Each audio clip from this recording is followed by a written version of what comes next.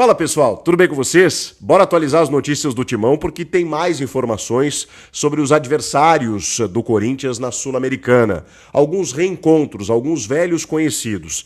Também vamos conversar sobre datas já definidas e uma mudança inclusive na estreia do Brasileirão. Tem zagueiro que pode sair, pelo menos tem interesse de outro clube. Tudo isso eu vou desvendar a partir de agora nesse vídeo, com números muito positivos do Timão até aqui na temporada. Chega mais, eu sou o Chico Garcia, inscreva-se no canal e vamos. Bom, rapaziada, como vocês sabem, o Corinthians vai encarar na Copa Sul-Americana 3 adversários já conhecidos, digamos assim, né? O América de Cali, da Colômbia, o Huracán da Argentina e também o Racing do Uruguai.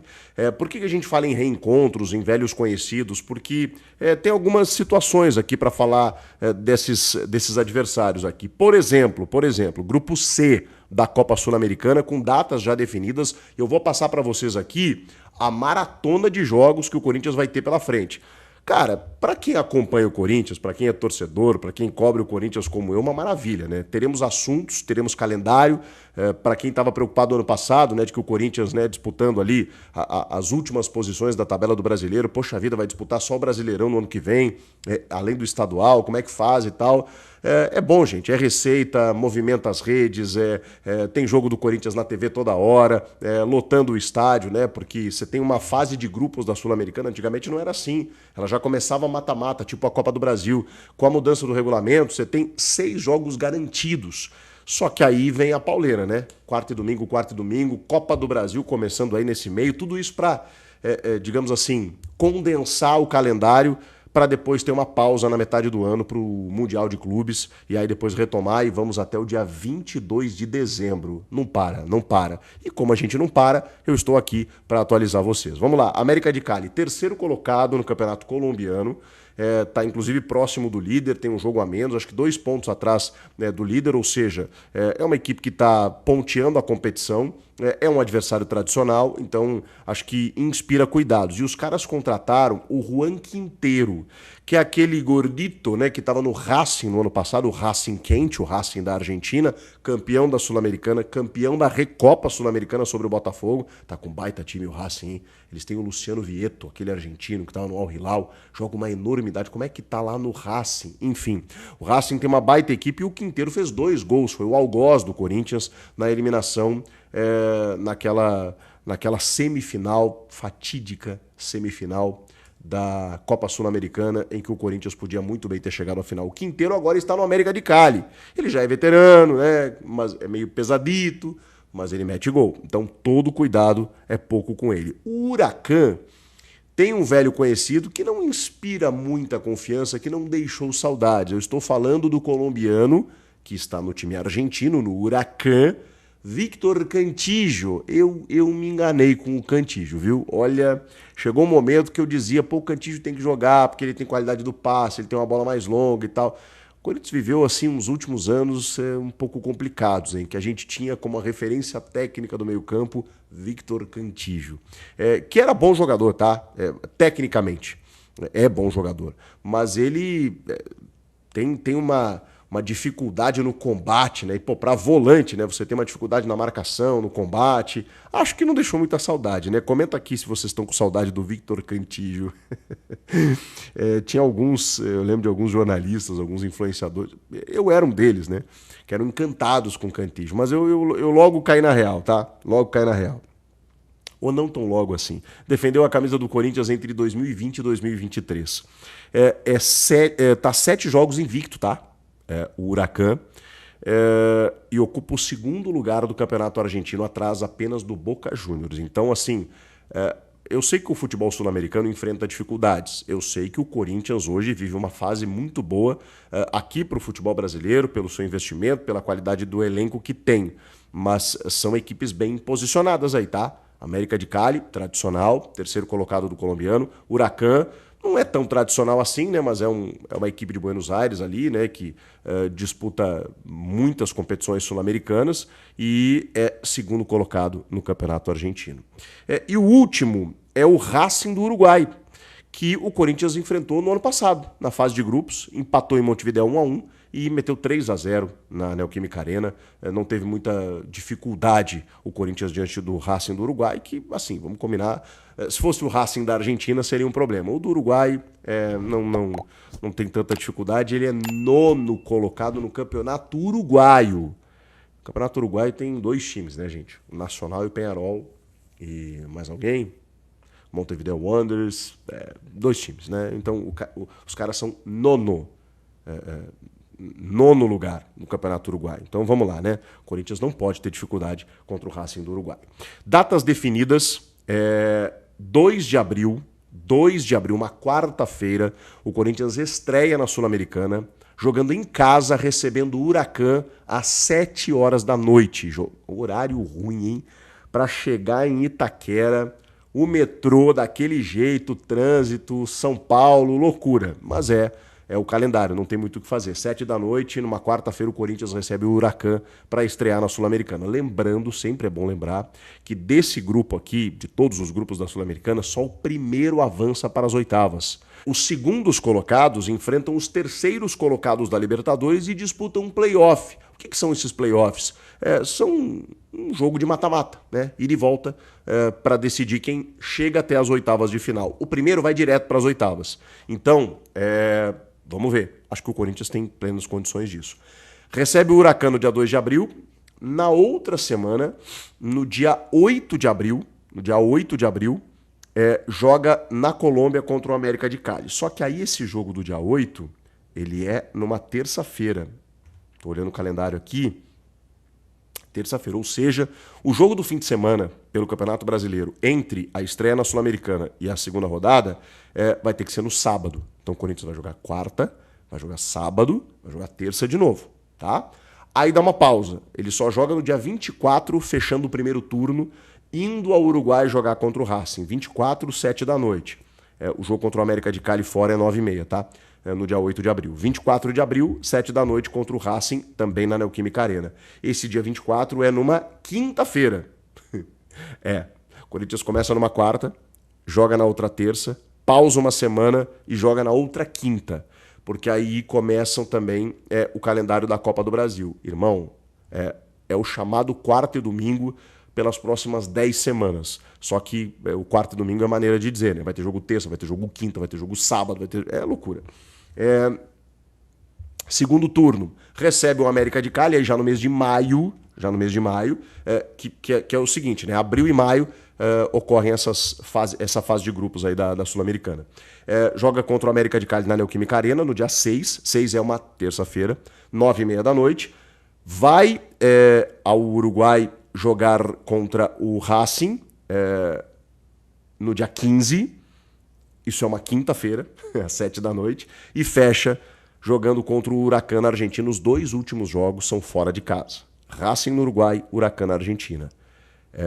O Corinthians tem que estar encaminhado aqui, tá? Para não ter dificuldades. O primeiro turno, ele é com 2 jogos em casa. É aí que o Corinthians encaminha. E ele abre o segundo turno também jogando em casa. Então, assim, dos 4 primeiros confrontos, ele joga 3 em casa. É a chance do Corinthians encaminhar a sua classificação. A gente sabe que a Neoquímica Arena é uma grande aliada do Corinthians. Então, recebe o Huracan, joga contra o Cali fora, e aí recebe o Racing e recebe o América de Cali. Gente, esses 4 primeiros jogos, 3 em casa, é para encaminhar. Esse último jogo contra o Huracan só no dia 27 de maio, numa terça-feira, às 9h30 da noite. Então, tá variando muito o calendário, tá? Com isso, não só por conta disso, né, por conta dessa estreia, até porque a estreia está na quarta-feira, no dia 2 de abril, a CBF alterou a estreia do Corinthians no Campeonato Brasileiro, que passou do dia 29, no sábado, para o domingo, dia 30. Era natural que isso fosse acontecer, exatamente porque a final do Campeonato Paulista ocorre na quinta-feira, dia 27. Então não teria como ser sábado, né? Restava apenas a oficialização. O do Palmeiras também passou para domingo. Então o Corinthians vai jogar quinta-feira contra o Palmeiras, decisão do Campeonato Paulista. Domingo, estreia no Campeonato Brasileiro.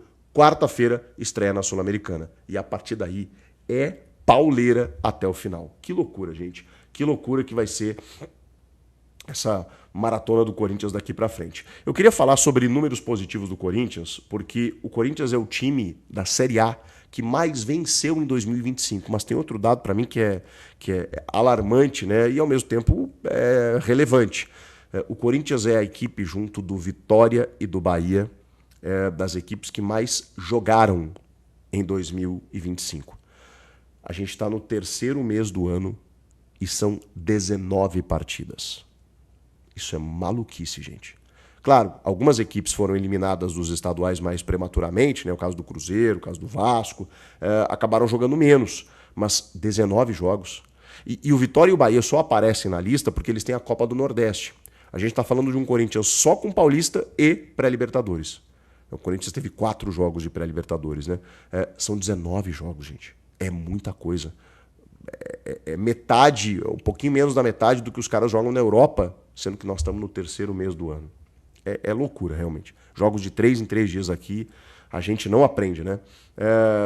E com isso, desses 19 jogos, o Corinthians tem 13 vitórias. Ninguém tem 13 vitórias. O Vitória, da Bahia, tem 12. Tem 12 vitórias. Bom aproveitamento, né? Com 19 jogos, 12 vitórias. Mas o Corinthians tem 19 jogos e 13 vitórias. O Bahia tem 19 jogos e 11 vitórias. Então, quem mais venceu em 2025 foi o Corinthians, entre equipes da Série A. E para vocês terem uma ideia, os badalados Cruzeiro e Botafogo venceram o Botafogo 4 partidas e o Cruzeiro 3. O Cruzeiro jogou 10 jogos, ganhou 3. O Botafogo jogou 14 e ganhou 4. Que loucura, hein? O São Paulo ganhou 6 partidas. O Corinthians ganhou 13. Jogando Libertadores e jogando Paulistão. Então, assim, eu acho que são números relevantes para a gente entender, mesmo que o desempenho muitas vezes deixe a desejar, mesmo que a gente critique algumas vezes o Ramon por algumas escolhas, não há como questionar esses números, tá? E mesmo que a gente entenda que o Paulistão pode não ser parâmetro e tudo mais, é o principal campeonato estadual. E campeonato estadual todos estão disputando. Então o nível de comparação é o mesmo. A gente não está falando do Corinthians disputando o estadual enquanto os outros estão disputando o Brasileiro, Copa do Brasil, Libertadores. Não. O Corinthians teve jogos da pré, mas teve a maior parte desses jogos no campeonato estadual, que é o mesmo nível dos demais. Aliás, até mais difícil. Porque o campeonato que o Corinthians disputa, o estadual, é mais difícil do que o restante. Para a gente fechar, surgiu uma informação lá no Rio Grande do Sul, na verdade do Portal Gol, de que o Grêmio estaria monitorando, por enquanto, um monitoramento, o zagueiro Gustavo Henrique. O Gustavo Henrique tem contrato com o Corinthians até 2025. E o Grêmio buscou informações. O Grêmio está buscando um zagueiro, tentou o Romagnha do qual é o time do Romagnha agora? Do São Lourenço? Caramba, time argentino. Me fugiu agora o nome do Romagnha. O Grêmio tentou esse zagueiro, estava disposto a pagar 5 milhões de dólares, só queria investir num zagueiro se fosse afirmado e tudo mais.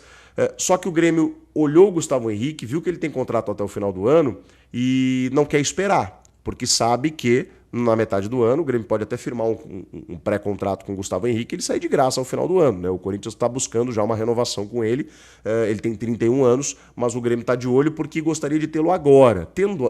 Para tê-lo agora, o Grêmio tem que negociar com o Corinthians. Então vai depender aí dos valores envolvidos, se o Grêmio estará disposto a pagar valores próximos. Vale lembrar que ele veio sem custos, né?